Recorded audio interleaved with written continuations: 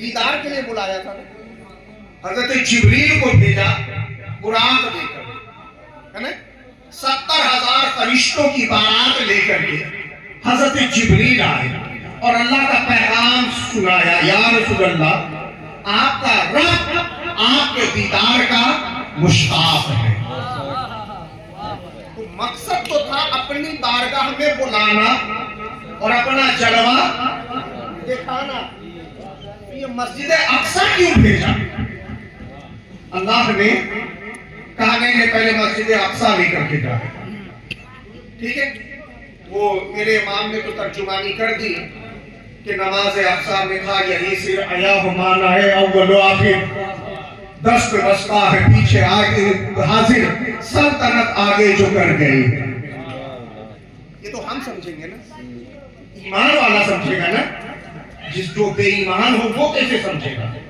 تو اب سنیں, اگر میرے آقا کو رب صرف اپنی بارگاہ میں بلا لیتا اور پھر میرے مصطفیٰ کہتے کہ میں رب کی بارگاہ میں گیا تھا تو آسمان سے اوپر گیا, سننے والے کفار مکہ کہتے کہ جھوٹ بول رہے. بس اتنی سی بات ہے کہ جھوٹ بول رہے. اور مان لیے سب لوگ یہاں بیٹھے ہیں اور میں یہ دعویٰ کر دوں کہ میں جاپان گیا. میں اب اس میں سے کوئی جاپان دیکھا ہی نہیں, کسی نے جاپان دیکھا نہیں, تو دو حال کہیں گے کہ یا تو مولانا صاحب پھینک رہے ہیں یا ہو سکتا ہے سچی بات. یہی نا ہے بھائی, جاپان اگر دیکھا نہیں ہے تو یہی ہوگا. لیکن اگر اس میں کوئی جاپان گھوم آیا ہو اور میں دعویٰ کروں کہ میں جاپان گیا تھا, تو وہ کہے گا مولانا صاحب یہ بتائیے جاپان گئے تھے تو کیا دیکھا؟ اس لیے کہ میں نے بھی جاپان دیکھا ہے نا. اب آسمان کو تو کسی نے نہیں دیکھا, آسمان سے اوپر تو کوئی نہیں گیا. ملک شام مکہ کے قافلے جاتے رہتے تھے, مسجد اقصی میں لوگ جاتے رہتے تھے.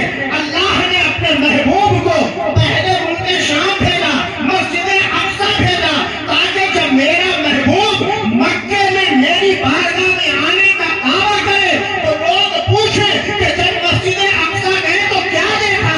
ابو جہل جب ابو بکر کی بارگاہ سے لاجواب ہوا تو اس نے کہا یار سنو, ابو جہل نے تو مجھے لاجواب کر دیا ہے, محمد نے ایسا دعویٰ کیا ہے کہ وہ راتوں رات مسجد اقصی سے ہو کر کے آئے ہیں, ملک شام دیکھ کر کے آئے ہیں. سارے لوگوں نے کہا یہ تو ہو ہی نہیں سکتا, اگر ہم تیز سواری پر بھی سفر کریں مہینہ بھر کم سے کم لگتا ہے, اور محمد راتوں رات چلے گئے. کہا یہی تو سمجھ میں نہیں آ رہی ہے. کہا چلو پھر محمد سے کچھ سوال کرو, محمد سے کچھ سوال کرتے ہیں. اب ذرا غور فرمائیے گا, لوگ آئے سوال پوچھنا شروع کیا. کیا پوچھ رہے؟ اچھا یہ بتا مسجد اقصی گئے؟ کہا جی. کہا اس کے دروازے کتنے؟ کیا کہا؟ دروازے کتنے؟ اس کی کھڑکیاں کتنی؟ اس کے روشن دان کتنے؟ ذرا غور فرمائیے گا, یہ تو وہی بتا سکتا ہے نا جس نے دیکھا ہو. اس کا بھی ماننا تھا, یہ یقین تھا کہ جو اس کی کھڑکیوں کی خبر دے, دروازوں کی خبر دے, روشن دان کی خبر دے, وہ سچ میں مکہ سے راتوں رات ملک شام مسجد اقصی ہو کر کے آیا ہے.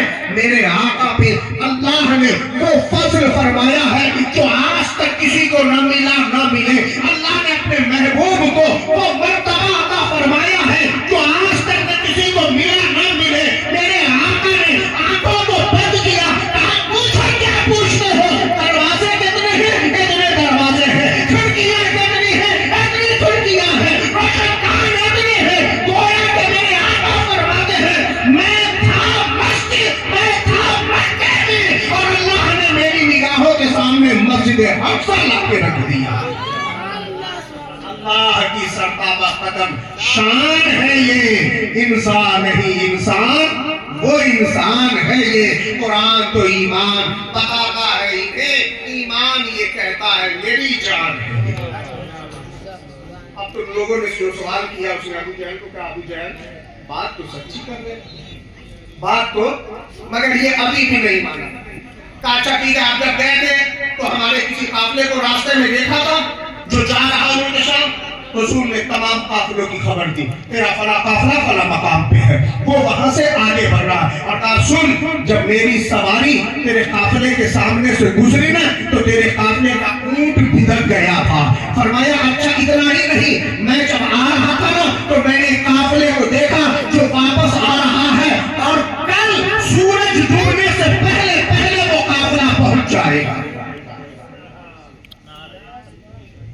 نعرہ تکبیر، نعرہ رسالت، علماء اہل سنت، ماشاءاللہ تشریف رکھیں۔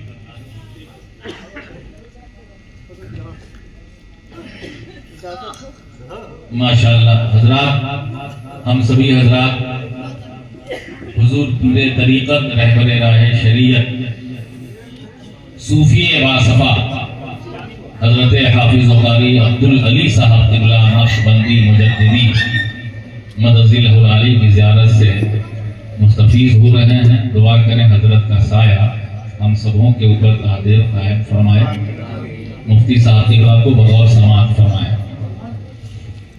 حضور نے فرمایا کہ کل تمہارا قافلہ سورج ڈوبنے سے پہلے مکہ پہنچ جائے گا واپس۔ جبریل نے ابو جہل نے سوچ لیا محمد کی یہ بات سچ نہیں ہونے، اور اس نے سارا سامان اکٹھا کیا کھانے کا، اور اس منزل پہ جا کر کے ٹھہر گیا جہاں سے قافلہ مکے میں داخل ہوا، اور اس نے لنگر پکانا شروع کر دیا۔ جب قافلہ پہنچا تو روک دیا، کہا بعد میں جانا، پہلے کھانا کھا لو، آرام کر لو، دور کا سفر کر کے آؤ، ذرا غور کیجئے گا۔ ابو جہل نے یہ سوچا کہ جب تک سورج ڈوبے گا نہیں میں اس قافلے کو مکے میں جانے نہیں دوں گا، جب سورج ڈوب جائے گا میں قافلہ نہیں پہنچے گا تو ایسے ہی محمد کی ماشاءاللہ بات غلط ثابت ہو جائے گی، وہ جھوٹے ثابت ہو جائیں گے، اور یہی تو مجھے ثابت کرنا ہے۔ ابو جہل کھانا پکاتا رہا، کھلاتا رہا۔ اب سنیں، اب وقت غروب قریب آ رہا ہے، لوگ قافلے کا انتظار کر رہے ہیں۔ آقا کائنات صلی اللہ علیہ وسلم نے بھی دعویٰ فرمایا تھا، آپ کے چہرے پہ تھوڑے سے آثار نمودار ہوئے کہ کہیں ایسا نہ ہو کہ سورج غروب ہو جائے اور قافلہ نہ پہنچے۔ ابھی وہ آثار نمودار ہی ہوئے تھے کہ اللہ نے پیغام بھیجا، محبوب گھبراتے کیوں ہو؟ اگر تم نے دعوت کر دیا ہے تو مجھے تیری محبت کی قسم، جب تک قافلہ مکہ پہنچے گا نہیں اس وقت تک سورج ڈوبے گا نہیں۔ سبحان اللہ، سبحان اللہ، سبحان اللہ۔ اس وقت تک سورج ڈوبے گا نہیں۔ اور پھر وہی ہوا، لوگ بیٹھے بیٹھے تھک گئے اور پریشان ہو گئے، یہاں تک کہ لوگوں نے ابو جہل کو ملامت کرتے ہوئے اپنا سفر شروع کیا، اور ان کے پہنچنے کے بعد ہی سورج غروب ہوا۔ تو میں عرض یہ کرنا چاہتا ہوں، 1400 برس پہلے نبی کا یہ معجزہ ہوا تھا، عقل والوں نے عقل سے توڑنا چاہا، اللہ کے محبوب کا وہ معجزہ ان کی عقل کی کھوپڑی میں نہ سمایا۔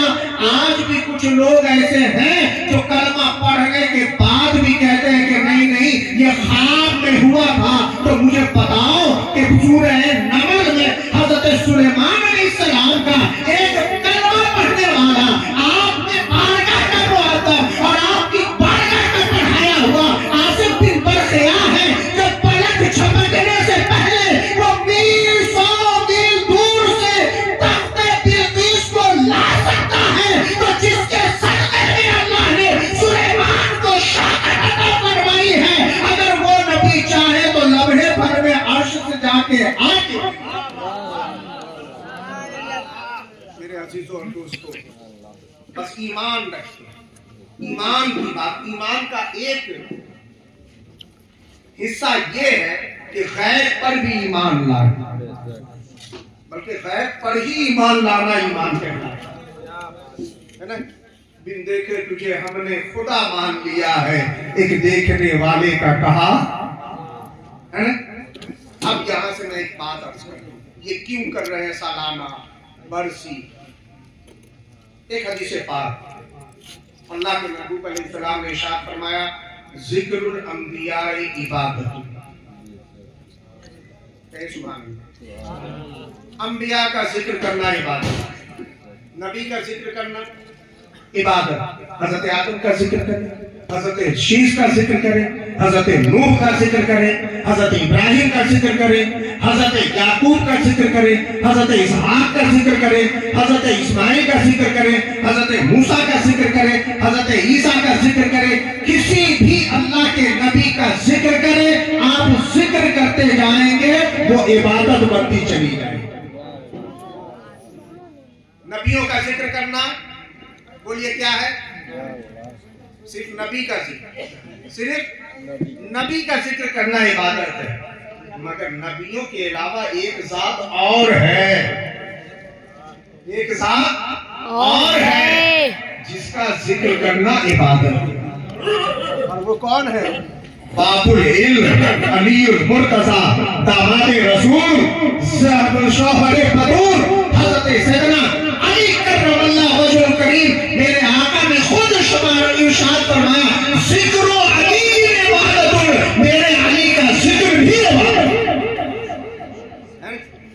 तो जो नबी का जिक्र करे इबादत कर रहा, अली का जिक्र कर रहा इबादत कर रहा, नबी के सहाबा का जिक्र कर रहा वो भी इबादत कर रहा। क्यों? मेरे आका ने आगे इरशाद फरमाया, व जिक्रु सालिहीन कफ़ारा, अल्लाह के वलियों का जिक्र कफ़ारा, अल्लाह के नबियों का जिक्र याद रखिएगा क्या है? इबादत। और अल्लाह के वलियों का जिक्र, अल्लाह के नेक बंदों का जिक्र कफ़ारा है। क्या है कफ़ारा? उनका जिक्र होता है, गुनाह माफ होता है। कफ़ारा तो इसी को कहते हैं ना भाई, कि कफ़ारा अदा कर दो जुर्म बख्श दिया जाएगा। तूने रोजा तोड़ दिया तो कफ़ारा अदा कर दे, लेकिन ना गुनाह बख्श दिए जाएंगे। अल्लाह के वलियों का जिक्र कफ़ारा है। गरीब नवाज का जिक्र करते जाओ, गुनाह माफ होते जाएंगे।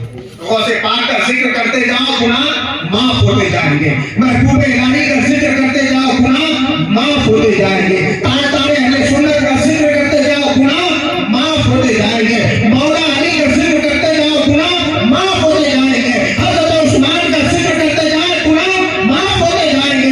हजरत उमर का जिक्र करते जाए, गुनाह माफ होते जाएंगे। हजरत अबू बकर सिद्दीक का जिक्र करते जाए, गुनाह माफ।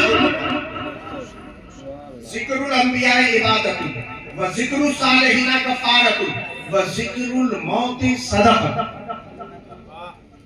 जिक्रुल मौते, मौत का जिक्र करना सदका है।